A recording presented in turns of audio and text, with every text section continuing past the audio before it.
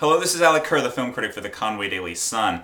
And as I said in my previous video, I was in New York for a couple days because I wanted to see a film at the Tribeca Film Festival. But while in the city, I figured I might as well see a show on Broadway, so I saw Neil LaBute's Reasons to Be Pretty. Now, I'm a big fan of Neil LaBute, although I've only seen one of his plays on stage, and that's Bash, which I saw a community production of. It was a good production, though, by the way. But I'm a fan of his films.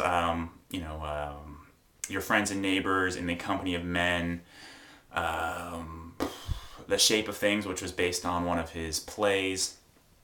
I feel like as a filmmaker he has kind of lost his way and he's kind of gone Hollywood and he's kind of just been taking jobs for hire basically.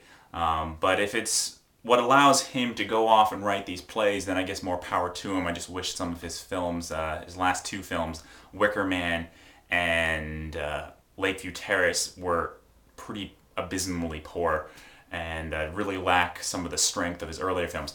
But I digress. I really like him as his work as a writer, though, because he deals with kind of the dark underbelly of humanity, the kind of people you just see on the street, and they seem normal enough, and they are normal, but they've got these kind of dark secrets to them. And a lot of people accuse him of being nihilistic, pessimistic, misogynistic, basically all the negative istics. And it's kind of true, maybe, and he's definitely got a dark, and that's kind of the key word here, a dark view on humanity and kind of the human spirit. But Reasons to Be Pretty is kind of a little bit more hopeful and a little bit more of a broadly funny kind of thing for him. Now me saying this is, more hopeful and kind of broadly funny for Neil LaBute. For the average playwright or the average film writer, this is still pretty dark stuff. And Reasons to Be Pretty is about a couple played by, let me get the names here, Thomas Sadakis and Marion Ireland.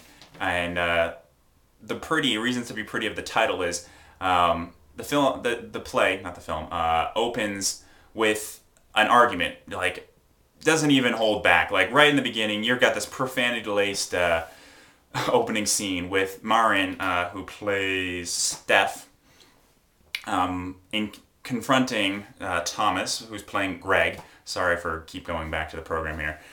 About something she heard him say to a bunch of the guys, that she had a regular face, and this leads to a huge argument and ultimately the breakup of their relationship. And there's also some supporting characters, a married couple played by probably the two stars of even though they're not like the stars of the show, they aren't the two leads, but the biggest stars of the production, and even their names aren't that big, but Piper Perabo, who was in Coyote Ugly and the Rocky and Bullwinkle movie several years back, and Stephen Pasquale, who's on Rescue Me, and they kind of are as a counterpoint to the main kind of relationship struggle. And the Stephen Pasquale's character, Kent, is kind of the traditional Neil LaBute character, who's just this kind of male chauvinistic, misogynistic kind of guy who puts on the good front for his wife, played by Piper Perabo, but is really just this real kind of nasty guy. He was a bully in middle school and high school, and he still kind of has that same attitude as an adult. But he's very funny here. It's a very, very funny performance, and he gets a lot of the biggest laughs in the show.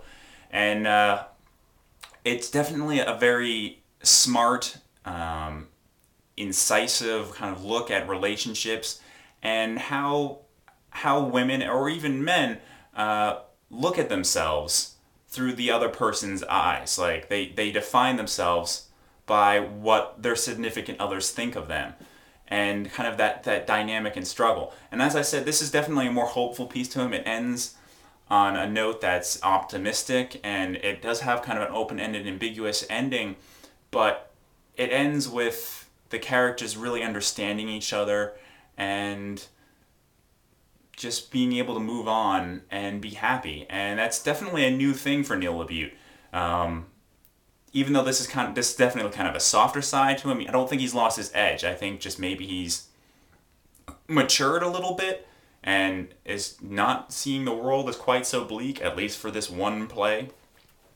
But anyway, if you're a Neil LaBute fan, if you're in New York, or if it starts showing up in cities around you, or if years later you get to see a community production of it, definitely check it out.